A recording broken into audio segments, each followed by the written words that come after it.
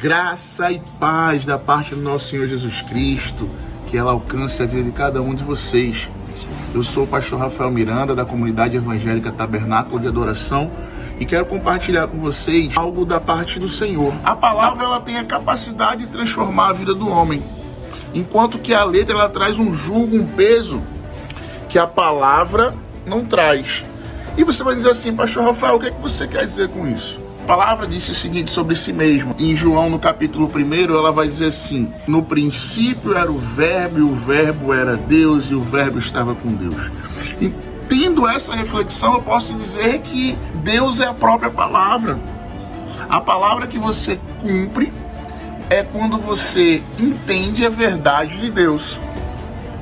Durante muito tempo, as pessoas vivem um jugo da letra que, ao invés de trazer vida, tem tirado vidas.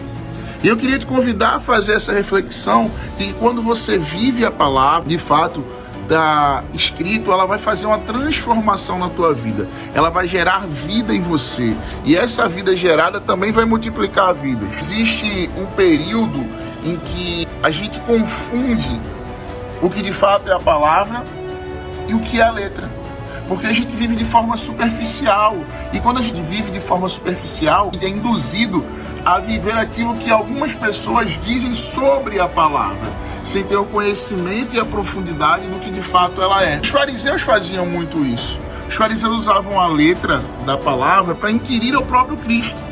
Sim, eles diziam assim, a palavra diz, mas usavam aquilo como peso para trazer sobre Cristo acusações que de fato não era o que a palavra dizia.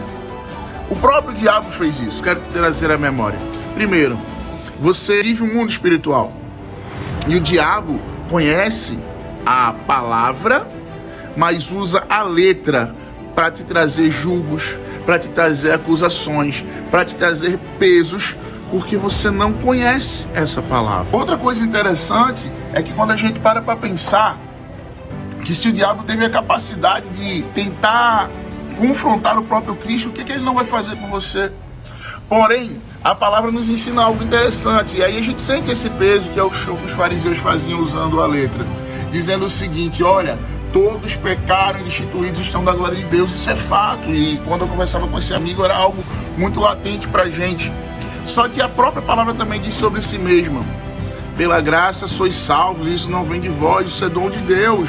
A palavra está trazendo para você um jugo diferente do jugo que o mundo quer colocar, que as pessoas querem colocar. O texto também vai dizer o seguinte: misericórdia quero e não sacrifício. A palavra está me ensinando que o fardo de Jesus ele é leve. O próprio Jesus fala assim: olha, vinde a mim todos vós que estáis cansados e sobrecarregados, e eu vos aliviarei, pois o meu jugo é suave e o meu fardo é leve. A letra quer trazer sobre você um fardo pesado, mas a palavra quer trazer para você uma condição de viver uma vida suportável. Ela não está prometendo que você vai ter dias fáceis, não. Ela está dizendo que com Jesus o fardo vai se tornar mais leve. Sabe o que é mais interessante? Ele não precisava ter feito isso.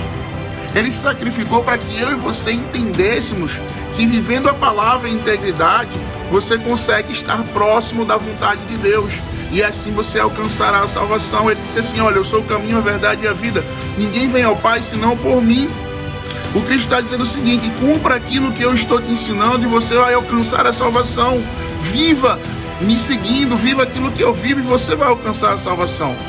Em João 3,16 diz assim: porque Deus amou o mundo de tal maneira que deu o seu único filho para que todo aquele que nele crê não pereça, mas tenha vida eterna. Nesse mesmo texto de João, ele vai dizer que ele é o Verbo. Então ele se fez carne, ele se materializou, a palavra se fez carne, para que eu e você tivéssemos vida. E não é qualquer vida, é vida em abundância. Existem alguns passos que você deve seguir para viver essa palavra. Primeiro, muita comunhão. Buscar ter comunhão com o Senhor. Segundo, ter uma vida de oração, buscando sempre a face do Senhor. E terceiro, entender que só através da palavra você vai entender a vontade soberana de Deus sobre a tua vida. E quando você seguir esses passos, você vai alcançar o caminho seguro que te conduzirá à salvação.